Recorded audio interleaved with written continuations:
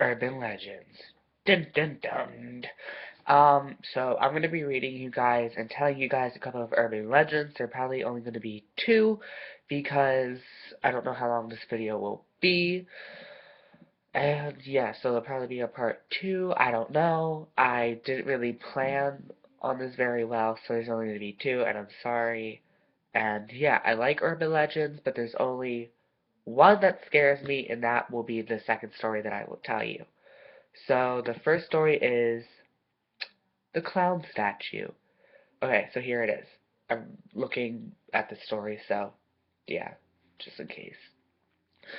So and so's friend, a girl in her teens, is a babysitter for a family in Northport Beach, CA.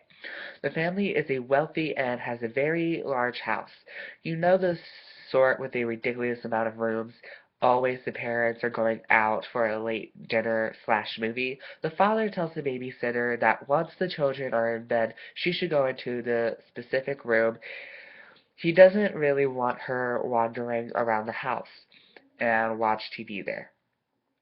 The parents take off, and soon she gets the kids into bed and goes to the room to watch TV. She tries watching TV, but she is disturbed by a clown statue in the corner of the room. She tries to ignore it for as long as possible, but it starts freaking her out so much that she can't handle it. She reports to calling the father and asks, "Hey, the kids are in bed, but is it okay if I switch rooms? The clown statue is really creeping me out." The father says, "Seriously, get the kids and go next door and call 911." She asks, "What's going on?" He responds, "Just go next door, and once you call the police, call me back." She gets the kids, goes next door, and calls the police. When the police are on the way, she calls the father back and asks, "So what's really going on?" He responds, "We don't have a clown statue." He then further explains that the children have been complaining about a clown watching them as they sleep, and his wife had just blown it off, assuming that they were having nightmares. A police arrived and framed the clown, who turns out to be a midget. A midget clown, I guess. He was some homeless person dressed as a clown who somehow got into the house and had been living there for several weeks. He would come into the kids' room and, at nights, watch them while they slept. As the house was large, he was able to avoid detection, surviving off their food, etc. He had been in the TV room right before the babysitter right came in there.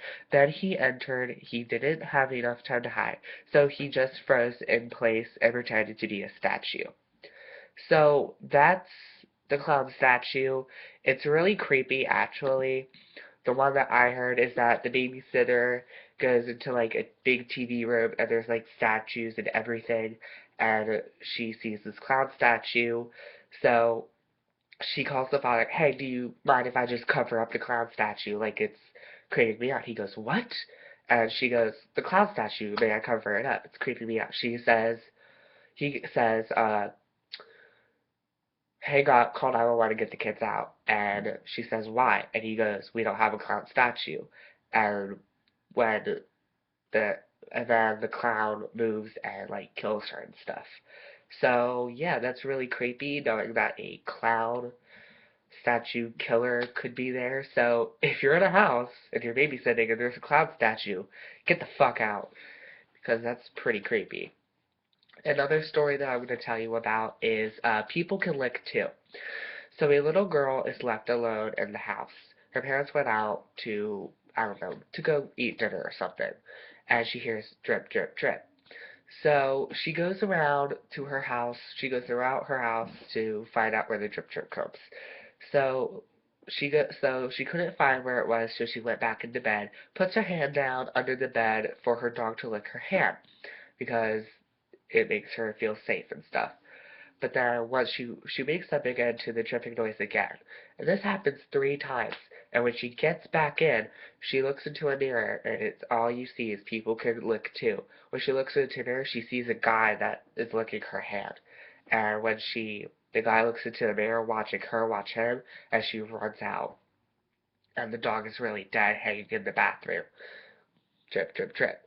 And that is the story that freaks me out the most because it just creeps me out. And even though my bed is like laying on the floor and stuff, it just creeps me out. Plus, I have a balcony, and yeah.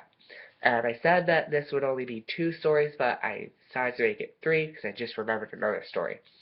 This is sorry, hold on.